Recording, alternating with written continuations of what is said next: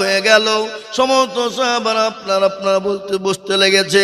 সমস্ত সাহাবারা বলেন, ইয়া রাসূলুল্লাহ, আমার একটা মেয়ে, আমি জান্নাতে যাব না। নবী বললেন, বারহাক, তুমি আল্লাহর জান্নাতে যাবা। আরেকজন বলেন, ইয়া রাসূলুল্লাহ, আমার যে দুটো, আমি জান্নাতে যাব না। নবী বললেন, বারহাক, তুমি আল্লাহর জান্নাতে যাবা। আরেকজন বলে, ইয়া রাসূলুল্লাহ, আমার যে তিনটে মেয়ে, আমি কি জান্নাতে যাব না। নবী বললেন, বারহাক, তুমি জান্নাতে যাবা। ইতিমধ্যে একজন সাহাবা ছিল, যার নাম হলো আবু দারদা রাদিয়াল্লাহু তাআলা আনহু। তিনি কান্নায় ভেঙে বলেন, হাউমাউ করে কাঁদতে লাগলেন। নবীর সামনে দাঁড়িয়ে থাকতে পারে না। আবু বকর, আল্লাহ নবী বলেন, আবু দারদা, তুমি কান্না করো কেন?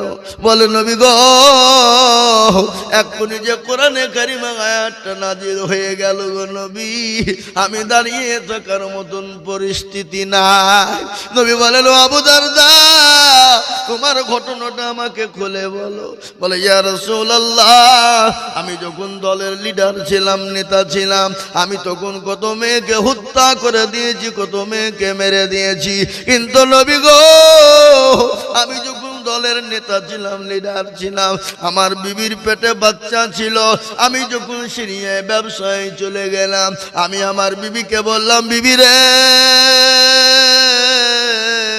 তোমার গর্ভে যে সন্তান রয়েছে, যদি কন্যা সন্তান হয়, তাকে গলা হত্যা করে মেরে দেবে, আর পুত্র সন্তান হলে তাকে লালিত পালিত করবে রে বিবি। ইয়া রাসূলুল্লাহ, তুমি বলেন, ও আবু দারদা, তোমার ঘটনাটা তুমি খুলে বলো। বলে, নবী গো, আমি চলে গেলাম ব্যবসায় সিরিয়ায়। 1-2 বছর পরে বাড়ি ফিরে এলাম। আমার বিবির পেটে বাচ্চা, আমার বিবির পেটে যখন বাচ্চা ছিল, আমি তুই চলে গেলাম। কিছুদিন পরে আমার বিবির বাচ্চা দুনিয়ার জমিনে ভূমিষ্ঠ হয়ে গেল, আমার মেয়ে হয়েছিল। কিন্তু নবী গো, আমি যখন বাড়ি চলে এলাম, আবু দারদার বিবি বাচ্চা ভূমিষ্ঠ হতে দেখি কান্নায় ভেঙে পড়লো। তার মা ডাক দিয়ে বলে, বিটি রে, তুই কান্না করিস কেন মা? বলে, মা গো, আমার স্বামী বলেছে, ও বিবি, বিটি শোন, ও বিবি শোনো, তোমার যদি কন্যা সন্তান হয়, তাকে মেরে দিবে, আর পুত্র সন্তান হলে তাকে তুমি রেখে দেবে। কি করবো মা? বিটিকে ডাক দিয়ে বলে, ও মা শোনো, তোমার স্বামীকে বলবা, আল্লাহ তার কন্যা সন্তান দিয়েছিল, মারা গেছে, আমার বাড়িতে লালিত পালিত হবে। আমি কোনোদিন তোমার স্বামীকে বলবো না, আমি কোনোদিন জানাবো না। বিটিরে, তুমিও তোমার স্বামীকে কোনোদিন তুমি বলবে না। 2-3 বছর হয়ে গেল, ব্যবসা থেকে ফিরে এলেন। আবু দারদার বিবিও বাড়ি চলে গেলেন। বাড়ি যাওয়ার পর স্বামী স্ত্রী আলিঙ্গন হলো, মিলন হলো, মহব্বত, ভালোবাসা, প্রেম প্রীতি হয়ে গেল। সঙ্গে সঙ্গে আবু দারদা বলে, বিবি রে, বলো তোমার কি সন্তান দিয়েছিল? বলে, স্বামী গো, এমন একটা সন্তান হয়েছিল গো স্বামী, মুখেও বলা যাবে না। বলে, কি হয়েছে? বলে, স্বামী, আপনার কথা অনুযায়ী সে কাজ হয়ে গেছে। বলে, বিবি, তুমি ঠিক করেছ, তুমি যদি ওই মেয়েকে না মেরে দিতে, তাহলে তো আমাকে কেউ দলের নেতা বলে কেউ মেনে নিত না। 1-2-3 বছর কেটে গেল। হঠাৎ করে আবু দারদা বলে, বিবি শোনো, বাড়িতে ভালো লাগে না, চলো বেরিয়ে আসি। কোথায় যাব? বলে, চলো শ্বশুর বাড়ি যাই। তোমার বাপের বাড়ি যাবে? বলে, না না, আমি যাব না, আপনি যান, ঘুরে আসুন। হযরতে আবু দারদা শ্বশুর বাড়িতে গিয়ে বসেছে। বাবা আনন্দ করে, বড় লম্বা কাহিনী আমি সংক্ষিপ্ত আপনাদেরকে শোনাচ্ছি। বাপরে, আবু দারদা গিয়ে ঘরের ভিতরে বসা, আর ওই 2-3 বছরের বাচ্চা মেয়েটা টুকটুক করে আসে, আর আপনার নজর করে টুকি মারে আর পালিয়ে যায়। দেখবেন বাড়িতে কুটুম গেলে ছোট ছোট বাচ্চারা টুকি মারে আর পালায়। কি পালায় না? জোরে বলুন, পালায় না গো? এই পালায় না? ও মুসলমান, ওই 3 বছরের বাচ্চা না আছে, টুকি মারে আর পালিয়ে যায়। আবু দারদার মনে খটকা হয়ে গেল, মেয়েটি কার রে? কে এত সুন্দর মেয়ে, চোখগুলা পটলের মতো চোরাচিরা, এত সুন্দর, অতীব সুন্দর। তিনি বললেন, মেয়েটিকে। শাশুড়ি মাকে ডাক দিয়ে বলে, মা, এই মেয়েটি কার একটু বলুন। বুঝ। কেন বাবা কেন? মেয়েটা কি তোমার পছন্দ? বলে মা গো, এই মেয়ে যদি আমার হয়ে যেত, আমার কলিজা ঠান্ডা হয়ে যেত, আমার বুকটা ঠান্ডা হয়ে যেত মা। এই কথা যখন বলা, আবু দারদার শ্বশুরি মেয়ে মানুষ, তার মনটা গলে গেল না। বাপ যখন এই কথা বলেছে, সঙ্গে সঙ্গে বলে বাবা রে, এই মেয়েটা হলো তোমার। তোমার এই কথা যখন বলা, আবু দারদা জোরে করে বুকে টেনে নিয়ে বিটির গালে চুমু দিল। বিটিকে আদর করে যত্ন করে আপনার বিবি মাকে ডাক দিয়ে শাশুড়িকে বলে, মা ছেলেটা সাজিয়ে দিন, আমি মেয়েটাকে নিয়ে যাই, আমি তার মার কলিজাটা ঠান্ডা করে দিই, আমি তার মায়ের কোলে তুলে দিব। এই বলে যখন সাজিয়ে নিয়ে গেল, নিয়ে যেতে যেতে যেতে মরুভূমির প্রান্তে যখন হয়ে গেল, শয়তান আবু দারদাকে বলে, আবু দারদা তুই তো দলের নেতা, তুই তো দলের লিডার, কত মেয়েকে হত্যা করে দিয়েছিস, আর এই মেয়ে যদি তুই বাড়ি নিয়ে যা, তোকে কেউ নেতা বলে মানবে না, কেউ তোকে লিডার বলে মেনে নিবে না। করে আবু দারদা, এই মেয়ে নিয়ে তুই খবরদার খবরদার যাবি না। আবু দারদার বলে খটকা বেঁধে গেল, তাই তো আমি তো মেয়েকে হত্যা করে ফেলেছি, এই মেয়ে যদি আমি বাড়ি যাই, আমাকে কেউ নেতা বলে মানবে না। মরুভূমির প্রান্তে বিটি বলছেন, আব্বু গো একটু পানি দাও, পানি দাও বলে পানি চেয়েছে। সঙ্গে সঙ্গে আবু দারদা বলে, বিটি তুমি তো পানির ব্যবস্থা করে দিছি। মরুভূমির প্রান্তে পানির ব্যবস্থা শুরু করে দিয়েছে। আবু দারদা কত যখন করে ফেলেছে, বিটিকে ডাক দিয়ে বলে, মা রে মা, পানি খাবি আয়, চলে আয়। পানি খাওয়ার জন্য বিটি ছুটে আসে, বাপের মুখখানা চাগা নিজের জামাখানা দিয়ে এরকম করে মুছিয়ে বলে, আব্বা গো আমি এত কষ্টের পানি খাবো না, আপনি আমাকে বাড়ি নিয়ে চলুন, আমি আমার মায়ের হাতের পানি খাবো গো মা। আব্বা আপনি আমাকে নিয়ে চলুন, আমি এত কষ্টের পানি আমার প্রয়োজন নাই। আবু দারদা বলে, বিটি পানি বলেছ, পানি তোমার জন্য ব্যবস্থা করেছিলে মা, তুমি পানি নাও। হযরত আবু দারদার বিটি যখন পানি খাওয়ার জন্য এসেছে, বাবা পেছন থেকে আবু দারদা বিটিকে এমন করে ধাক্কা মেরে গর্তের মধ্যে যখন ফেলে দিয়ে পানি দিয়ে চাপা দিতে যায়, বিটি ডাক দিয়ে বলে, আব্বু আপনি আমাকে মেরে দেবেন না, আমি আপনার দুয়ারে দুয়ারে যাব না, আমি মানুষের দুয়ারে দুয়ারে ভিক্ষা করে খাবো গো আব্বু, আমি আপনার দরজায় যাব না, আমি আপনার বাড়িতে কোনোদিন যাব না, আপনি আমাকে মেরে দিবেন না। আবু দারদার নিশান পা আপনার বুকের উপর পাথর তুলেছে, বিটির মুখের উপর মারবে, আর বিটি করে জোরে মিনতি করে, আব্বা আপনি আমাকে মেরে দেবেন না, আমাকে হত্যা করে দেবেন না, আমি আপনার জীবনও কোনোদিন পরিচয় দিব না, আমি নগরে নগরে ভিক্ষা করে খাবো গো আব্বা, কিন্তু আমি আপনার দরজায় কোনোদিন যাব না, আপনি আমাকে মেরে দেবেন না। আবু দারদা শুনল না, পাথর তুলে বিটির বুকের উপর মারে, বিটির বুক পেটে রক্ত যখন ভুমকারি দিয়ে দেয়, সঙ্গে সঙ্গে আল্লাহর নবীর সামনে বর্ণনা করে, বলে, নবী গো আমার পেটের বুক পেটে যখন রক্ত যখন ভুমকারি দেয়, আমি আবু দারদা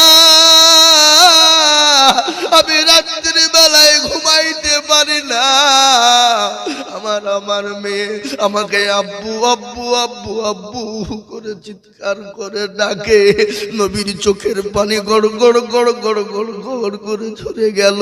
নবী বলেন, আরে এরকম নিষ্ঠুর পৃথিবীতে মানুষ থাকে, এরকম কাজ মানুষ করতে পারে, এরকম কাজ কেউ করতে করতে পারে নাকি? এতটুকুন বাচ্চাকে এরকম করে বুকে পাথর তুলে মেরে দিতে পারে? ও মুসলমান গো, সেই জামানা ছিল জাহিলিয়াতের জামানায়। বিশ্ব নবীকে বললেন, ইয়া রাসূলুল্লাহ, আল্লাহ কি আমাকে ক্ষমা করবে না? নবী বলেন, আবু দারদা, তুমি আল্লাহর কাছে বেশি বেশি বেশি করে তওবা করো। আজকে বাড়িতে মেয়ে হলে ভারী হয়ে যায়, আজকে বাড়িতে মেয়ে হলে বিষ বিষ বিষ বিষ করে, আজকে বাড়িতে মেয়ে হলে রাগ হয়, আজকে বাড়িতে মেয়ে হলে বিবিকে মারে। কিন্তু নবী বলেছে, যে বাড়িতে রহমত বর্ষণ হয় সেই বাড়িতে মেয়ে জন্ম হয়, যে বাড়িতে মেয়ে জন্ম হয় সেই বাড়িতে আল্লাহর রহমত বর্ষণ হয়ে যায়। আজ মুসলমানদের দিগো, তাই খবরদার মেয়েদেরকে কেউ মারবেন না, মেয়েদের গায়ে কেউ হাত দিবেন না। নবী বলেছেন, খবরদার তোমরা মেয়েদেরকে গালি দিও না, মেয়েদেরকে মেরো না, মেয়েদের গায়ে কেউ তোমরা হাত দিও না। তাই বিশ্ব নবী, দয়ার নবী সাহাবাদের বলছেন, আল্লাহ নবী বলছেন, আয়েশা বলো তো আমার আল্লাহ নবীকে বলছেন, ইয়া রাসূলুল্লাহ বলুন সব থেকে নেকি কার? নবী বলেন, আয়েশা রে, সব থেকে নেকি হলো হযরতে ওমরের। হযরতে আয়েশার মুখটা ভারী। নবী বলেন, আয়েশা আমি বুঝতে পেরেছি তোমার মুখটা ভারী। আয়েশা গো, আমার আবু বকরের একদিনের নেকি আর আমার সমস্ত সাহাবাদের সারা জীবনের নেকি এক পাল্লাই যদি করা হয়, আমার আবু বকরের একদিনের নেকির সমতুল্য হবে না। তোরা বলো সুবহানাল্লাহ, তোরা বলো সুবহানাল্লাহ। আল্লাহ নবীর কটা বিবাহ হয়েছিল? ধরে বলুন কয়টা? কয়টা? ধরে বলুন কয়টা? 11। কিন্তু নবীজি 11টা বিয়ে কি নিজের ইচ্ছায় করেছেন? কথা বলেন। নবী নিজের ইচ্ছায় 11টা বিবাহ করেন না। প্রথমে হযরতে খাদিজার সঙ্গে বিবাহ হয়েছিল। নবীর বয়স ছিল তখন 25, হযরতে মা খাদিজার বয়স ছিল তখন 40। যতদিন খাদিজা বেঁচে ছিলেন ততদিন নবীজি দ্বিতীয় বিবাহ করেননি। দ্বিতীয় বিবাহ করেছেন খাদিজার মরার পরে। দ্বিতীয় বিবাহ হয়েছিলেন মা আয়েশা রাদিয়াল্লাহু তাআলা আনহার সঙ্গে, কিন্তু নবী নিজে ইচ্ছাই করেনি। হযরতে জিবরিল আলাইহিস সালাম আল্লাহ নবীর কাছে বিয়ের প্রস্তাব নিয়ে এলেন। আল্লাহ নবীকে বললেন, নবী গো, বলুন তো এই মেয়েটি আপনার পছন্দ কিনা? নবী বলেন, ও জিবরাইল, আমি এই মহিলাটাকে স্বপ্নে 3 বার দেখেছি। জোরে বলুন সুবহানাল্লাহ। আল্লাহ নবী বলেন, জিবরাইল তুমি যদি ঘটক হও আর আল্লাহ যদি হয় কাজী, আমি মুহাম্মদ রাজি। সুবহানাল্লাহ বলুন। ও মুসলমান দরদি, তাই আমি আপনাদেরকে বলবো, বাপ কদিনের দুনিয়া, কবে আছি, কখন চলে যাব, কেন কাকে মারবো, কাকে গাল দেবো, কার গায়ে হাত দেবো, কিসের রাজনীতি, কিসের পাড়াপাড়ি, কিসের হানাহানি, কেন বাপরে বাপ? আজকে আমাদের ভিতরে মসজিদ নিয়ে রাজনীতি, জলসা নিয়ে রাজনীতি, মসজিদ মাদ্রাসা নিয়ে রাজনীতি। আজকে কেন রাজনীতি করব? আজ আমি আপনাদের অনুরোধ করে যাই, বাপ এই রাজনীতিকে কেন্দ্র করে আপনারা দেশের সঙ্গে, পাড়ার সঙ্গে, বাড়ির সঙ্গে, পাড়াপাড়ির সঙ্গে মারামারি নয় রে বাবা। কেন নয়? কেউ আপনি যদি মারা যায়, আপনার নেতা, এমপি, এমএলএ, মন্ত্রী, সভাপতি, তারা কোনোদিন আপনাকে মাটি দিতে আসবে না। আপনি যাদেরকে মারবেন তারাই আপনার কবর খুঁড়বে, তারাই আপনাকে কাঁধে করে নিয়ে যাবে, তারাই আপনাকে গোসল দিবে, তারাই আপনাকে গোসল দিয়ে কবরস্থানে পৌঁছে দেবে। নেতা, মন্ত্রী, এমএলএ কখনো আসবে না। আজকে রাজনীতি নিয়ে মারামারি করবেন না। কবর তো প্রতিদিন ডাকে। নবীজি আমার বললেন, আমার উম্মতি যদি জানতো কবর কোন জায়গা, মানুষ মরে গেলে কোনোদিন জীবনও কোনোদিন মানুষকে কবরে রাখতো না। আর কবর তো প্রতিদিন ডাকে, ডাকে না? এ ভাই তোরা বোন ডাকে না? আল্লাহু আকবার। প্রতিদিন ডাকে কবর। তার ভরসায় আছো রে মন, কিসের এত আশা? এত সাদের বাড়ি তোমার ভেঙে যাবে বাসা। ও তোর গনা যৌবন পুরায়া যাবে, যৌবনে লাগবে ভাটি। ওই যে ডাকিতেছে তোমায় কবরের মাটি। ওই যে ডাকিতেছে তোমায় কবরের মাটি, সন্ধ্যার আগে যেদিন ডুবিবে বেলা, এক পলকে ভেঙ্গে যাবে তোমায় রঙ্গের মেলা। ও কারে বকবা, কার মাথায় ভাঙবা লাঠি, ওই যে ডাকিতেছে তোমায় কবরের মাটি। খবর পেয়ে আসবে আত্মীয় স্বজন, তোমার চারিপাশে পয়সা তারা ওগো করিবে কান্দন।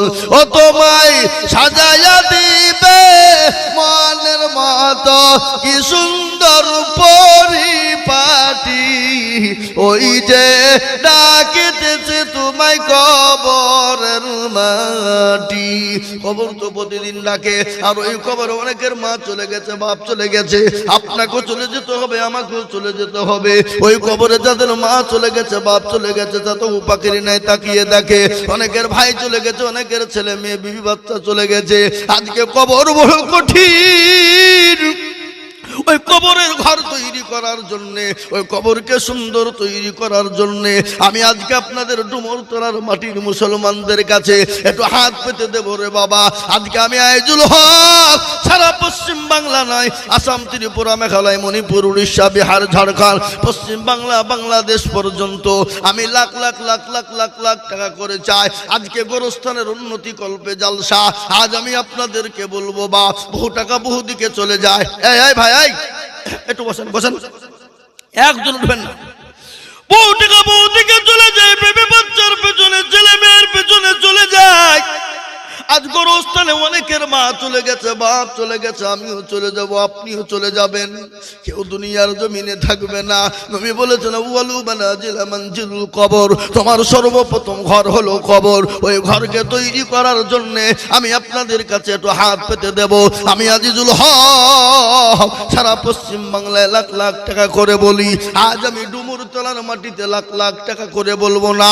ওই গোরস্থানকে তৈরি করার জন্য, ওই গোরস্থানের মাটিকে জিন্দা করার জন্য, নিজের ঘরটাকে সুন্দর বানানোর জন্য, নিজের মা বাপ কবরে চলে গেছে, মা বাপের জন্য, গোরস্থানের জন্য আমি আপনাদের কাছে 10,000, 20,000, 50,000 টাকা চাইতে আসেনি। আমি আপনাদের কাছে 10 জন দরদিকে বলবো বাপ বহু টাকা বহু দিকে চলে গেল, বেবি বাচ্চা ছেলে মেয়ের পিছনে চলে গেল, আত্মীয় স্বজন বন্ধু বান্ধবের পিছনে চলে গেল। ওই গোরস্থান তৈরি করার জন্য আমি আপনাদের কাছে মাত্র 5টা করে 1000 টাকা দেখবো বাপ। আজকে কারা আছেন গো? আল্লাহু আকবার। ওই গোরস্থান তৈরি কারণেওয়ালা মাত্র 10 জন ভাগ্যবান বলুন হুজুর গো আমার কাছে জান আছে কিন্তু মাল নাই। আমি পরে অল্প অল্প অল্প অল্প অল্প করে দিয়ে আমি 5,000 টাকা শোধ করে দেব। তাই একবার তাকবীর দেব, আর তাকবীর দেওয়ার সঙ্গে সঙ্গে 10 জন দরদি হাত উঁচু করে বলবেন হুজুর গো আমার কাছে জান আছে কিন্তু মাল নাই। ওই গোরস্থান আমার মা কবরে শুয়ে আছে, আমার বাপ শুয়ে আছে, আমিও কখন চলে যাব। ওই মা বাপের কবরের জন্য আমি 5,000 টাকা দিব ইনশাআল্লাহ। এই মজলিসের ভিতরে সর্বপ্রথম হাতটা উঁচু করে দিয়ে বলবেন আমি একবার তাকবীর দেব, আর তাকবীর দেওয়ার সঙ্গে সঙ্গে